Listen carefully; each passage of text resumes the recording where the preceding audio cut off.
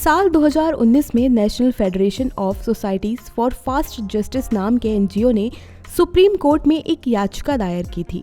ये याचिका केंद्र और राज्यों से साल 2008 में पारित ग्राम न्यायालय अधिनियम के प्रावधानों को जमीनी स्तर पर लागू करवाने और सुप्रीम कोर्ट की देखरेख में ग्राम न्यायालय के गठन का काम पूरा किए जाने के उद्देश्य से दाखिल हुई थी। इस याचिका के बाद सुप्रीम कोर्ट ने राज्यों को ग्राम न्यायालय के गठन के लिए निर्देश दिए थे।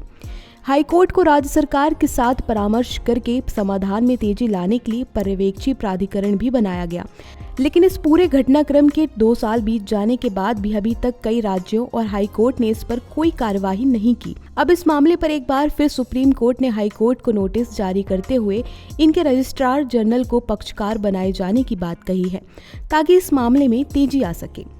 आज की इस वीडियो में हम ग्राम न्यायालय अधिनियम 2008 पर चर्चा करेंगे और जानेंगे इसके स्वरूप, लाभ और प्रावधान के बारे में। साल 1986 में 11वें लॉ कमीशन ने 114वीं रिपोर्ट जारी की थी, जिसमें न्याय के अधिकार तक पहुंच बनाने के लिए ग्राम न्यायालय गठन की बात कही गई।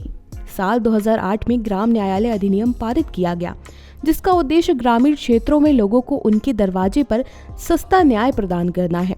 इस अधिनियम के ग्राम न्यायालय के गठन के साथ साथ इसके पीठ अधिकारी, सिविल और आपराधिक क्षेत्र अधिकारों का जिक्र है। ग्राम न्यायालय के गठन के स्वरूप की बात करें तो राज्य सरकार हाई कोर्ट से सलाह करके किसी भी ग्राम पंचायत या मध्यवर्ती यानी कुछ ग्राम पंचायत के समूह के स्तर पर ग्राम न्यायालय का गठन कर सकेगी। इसका मुख्यालय उसी ग्राम पंचायत के ब्लॉक या किसी दूसरे स्थान पर जहां राज्य सरकार कहे वहां बन सकेगा। इसका पीठासीन अधिकारी प्रथम वर्ग का न्यायाधीश होगा।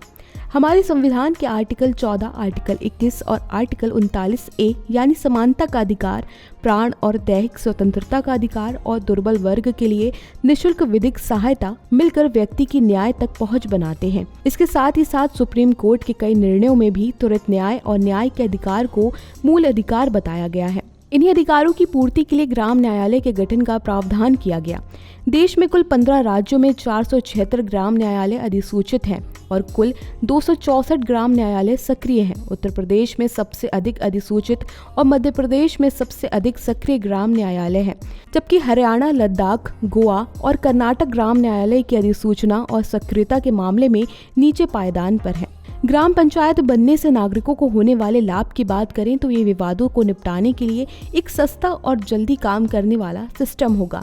ये सामान्य न्यायालय के भार को कम करेंगे, जिससे लंबित मामले कम होंगे। साथ ही साथ गांव के लोगों के लिए दरवाजे पर न्याय प्रदान करने से किसी भी कारण से असमर्थ व्यक्ति भी न्याय प्राप्त कर सकेंगे, जिससे न्याय व्यवस्था में विश्वास बढ़ेगा। आज की वीडियो में इतना ही, फिर मिलेंगे किसी नई जानकारी के साथ। तब तक के लिए नमस्कार।